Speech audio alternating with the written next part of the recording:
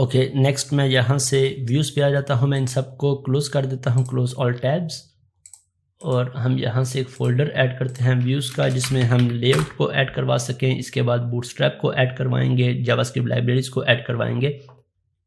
Views में मुझे add करना है एक शेयर्ड का फ़ोल्डर, और शेयर्ड के फ़ोल्डर में हम लेआउट को ऐड करवा लेते हैं, ऐड व्यू।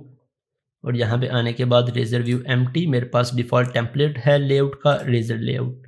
ये मेरे पास लेआउट ऐड हो गया। इसके बाद मुझे 2 और फाइल्स को ऐड करवाना है। अगर आपको याद हो तो हम यहाँ से एक व्यू स्टार्ट को ऐड करवाते हैं, और व्यू स्टार्ट और view import side by side दोनों फाइल्स हैं, दोनों को हम 1 बाय 1 ऐड करवा लेते हैं। ये नेमिंग को चेंज ना करिएगा, ये डिफ़ॉल्ट नेमिंग ही रहने दीजिएगा। व्यू स्टार्ट इंडिकेट करती है कि जब हम अपनी एप्लीकेशन को रन करेंगे तो कौन सा लेआउट एग्जीक्यूट होगा या कौन सा लेआउट डिस्प्ले होगा।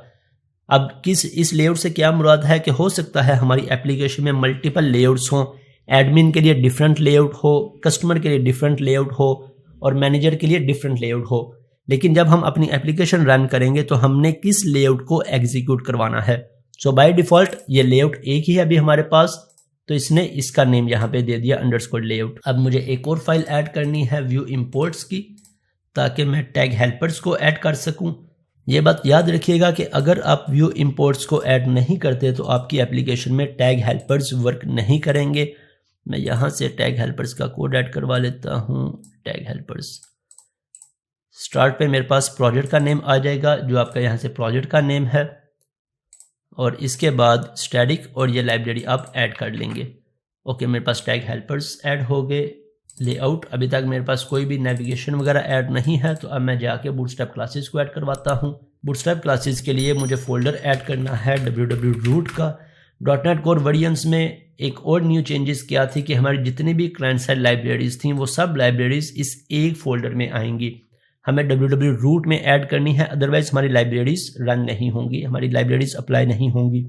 इससे पहले यूज़र को, डेवलपर को खुद से फोल्डर्स क्रिएट करने पड़ते थे, स्क्रिप्ट का, स्टाइल्स का, कंटेंट का, जिसमें वो अपनी मर्जी से हर यूज़र डिफरेंट स्ट्रक्चर्स को फॉलो करता था, कोई डिफरेंट फोल्डर का नेम रख रहा था। लेकिन .NET कोर वर्जन्स में हमने सभी क्लाइंट साइड लाइब्रेरीज को एक ही जगह पे ऐड करवाना है www.root में। मैं इस पर राइट क्लिक कर लूँगा और क्लाइंट साइड लाइब्रेरी, मुझे जोन सी भी लाइब्रेरी ऐड करनी है। लेट्स से मैं ट्विटर बूटस्ट्रैप को ऐड करवाना चाहता हूँ। अभी टेलविंड भी बहुत ज़्यादा यूज़ हो रही है, नेक्स्ट रिक्वायरमेंट टेलविंड की ही है, सो मैं कोशिश करूँगा कि उसको भी किसी प्रोजेक्ट में यूज़ करूँ। जो स्पेसिफिक फ़ाइल, ये मेरे पास लेटेस्ट वर्जन आ गया। अब हमने CSS में से सिर्फ एक फ़ाइल को ऐड करवाना है, bootstrap.min.css, और JS में भी bootstrap.min.js, और इसके बाद मैं इंस्टॉल पे क्लिक कर देता हूँ, तो यहाँ पे मेरे पास लाइब्रेरी ऐड हो गई। इसके साथ मुझे जावास्क्रिप्ट की और jQuery की फाइल्स ऐड करवानी है, jQuery की फाइल ऐड करवानी है। जावास्क्रिप्ट ऑलरेडी एडिड हो गई है। चूज स्पेसिफिक फाइल, जहाँ से भी मुझे सिर्फ एक फाइल चाहिए, jQuery.min.js, और इंस्टॉल पे क्लिक किया, मेरे पास ये भी ऐड हो गई। अब इन फाइल्स को हम यहाँ पे लिंक करवा लेते हैं लेआउट पेज में। सबसे पहले मैं बूटस्ट्रैप की इस फाइल को ऐड करवा लेता हूँ CSS।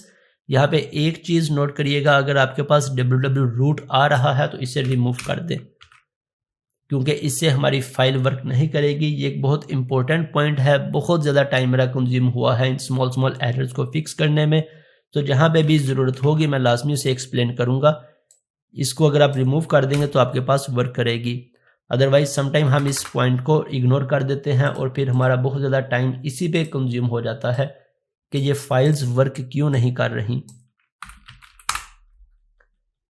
jQuery और bootstrap.min.js, हमें पता है कि जब भी हम JS की कोई भी एक्सटर्नल लाइब्रेरी को यूज़ करेंगे तो हमें पहले jQuery.min.js को यूज़ करना है, अदरवाइज ये लाइब्रेरीज वर्क नहीं करती। अब मैं यहाँ से फर्दर आ जाता हूँ बूटस्ट्रैप के कोड पे। मैं बूटस्ट्रैप को ओपन कर लेता हूँ, बूटस्ट्रैप की ऑफिशियल वेबसाइट, और यहाँ से मैं नेविगेट कर लेता हूँ। मुझे नेवबर का कोड चाहिए। मेरे पास वर्जन्स के क्या क्या ऑप्शंस हैं, मेरे ख्याल से मेरे पास लेटेस्ट वर्जन है, तो मैं लेटेस्ट को यूज़ कर लेता हूँ। और नेवबार, मैं यहाँ से नीचे आके नेवबार का कोई भी कोड कॉपी कर लेता हूँ।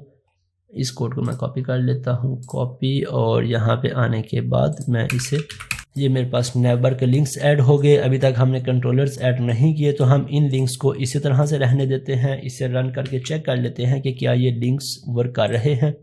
ओके, यहाँ पे मेरे पास मेरी एप्लीकेशन रन हो गई है, लेकिन हेलो वर्ल्ड आ रहा है। अगर आप देखें लेफ्ट कॉर्नर पे, तो ये मेरे पास हेलो वर्ल्ड आ रहा है। अब ये हेलो वर्ल्ड क्यों आ रहा है? क्योंकि हमारा, अगर मैं program.cs में आ जाता हूँ, तो यहाँ से बाय डिफ़ॉल्ट जो रूट है वो मेरे पास हेलो वर्ल्ड का आ रहा है। अभी तक हमने कोई कंट्रोलर ऐड नहीं किया, जिसकी वजह से हम इस पर राउटिंग अप्लाई नहीं कर सकते। तो नेक्स्ट हम अपना कंट्रोलर ऐड करेंगे, होम कंट्रोलर, देन इसके बाद इस डिफ़ॉल्ट रूट को चेंज करेंगे, फिर हम अपने बूटस्ट्रैप को टेस्ट कर सकते हैं।